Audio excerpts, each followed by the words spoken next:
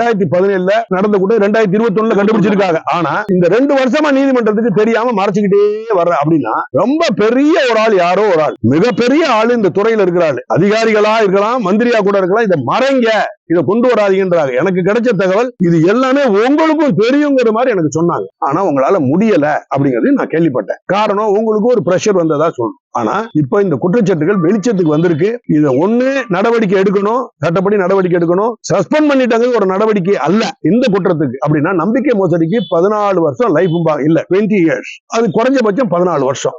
இது எவ்வளவு ரூபான்னு ஏற்கனவே சொல்லிட்டோம். எப்படி இப்படி எல்லாம் ஆயிருக்குன்னு பாத்தீங்கன்னா, வாழை மரம் கட்டியிருக்காங்க சொல்றாங்க. 3 விழா கட்டுறது, அந்த 3 விழா டோனார் தான் கொடுக்கணுமா? 3 விழா தான் கோயில்ல பண்ணணும். ஆனா மிச்ச விழா எல்லாமே யார் பண்ணுவாங்க?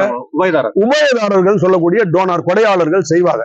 அந்த வாழை மரத்தை கட்டினதாக சொல்லி கிட்டத்தட்ட அந்த வாழை மரம் யாரு கட்டுறா? யாரோ ஒரு கான்ட்ராக்டர் வந்து கட்டுவார்ல, அவருக்கு தானே பணம் கொடுக்கணும். அவருக்கு பணம் கொடுத்தது எல்லாமே உபயதாரர்கள், ரைட்டா? ஆனா இந்த எக்ஸிகியூட்டிவ் ஆபீசர் என்ன செஞ்சிருக்காரு? அவருக்கு கொடுக்கறது மாதிரி இல்லாம தன்னுட்ட வேலை பார்க்கக்கூடிய ஸ்வீப்பர், வேலைக்காரன், அப்புறம் கணக்கு எழுதுறவன், அப்புறம் வாட்ச்மேன், இவங்களுக்கு எல்லாம் போட்டு எத்தனை லட்சம்? 2,59,000 ரூபாய் அவர்த்தே செப்பை கொடுத்து அவர்த்தே வாங்கிக்கிற. அப்படின்னா அவருக்கு கொஞ்சம் பணம் கொடுப்பார். யாருக்கு? அந்த வாட்ச்மேனுக்கு கொஞ்சம் 5,000 ரூபாய் 10,000 கொடுத்துட்டு மேலதிகாரி கொடுக்கணும்பா, இல்லாட்டி வேலையை காலி பண்ணி மிரட்டி வாங்கியிருக்காரு. அது மாதிரி எத்தனை முறை நடந்திருக்கு? 28 முறை நடந்தது. பெரிய குற்றம் சார், சத்தியமா.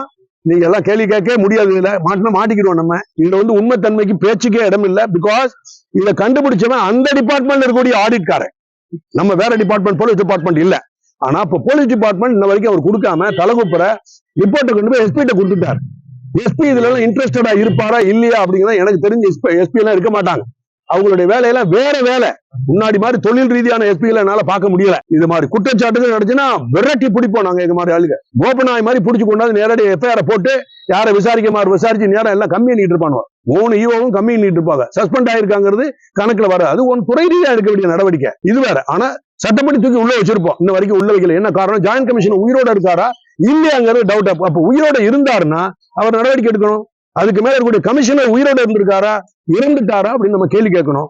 இறந்துட்டாருன்னா பரவாயில்ல, உயிரோட இருந்தாருன்னா அவரும் இதுல நடவடிக்கை எடுக்கலன்னா என்ன காரணம்? ஒண்ணு கைமாற்று, இல்ல வேற ஏதாவது எக்ஸ்சேஞ்சு. அப்படி இல்லைன்னா குற்றத்தை எதுக்கிட்டு நடக்கிறத பாத்துக்கலாம் அப்படின்னு. இல்லைன்னா அவருக்கு ஏதாவது பெரிய பெரிய மந்திரிமார்கள் உத்தரவு கொடுத்து எல்லாம் நடவடிக்கை எடுத்து வரலாம், பாத்துக்கலாம்.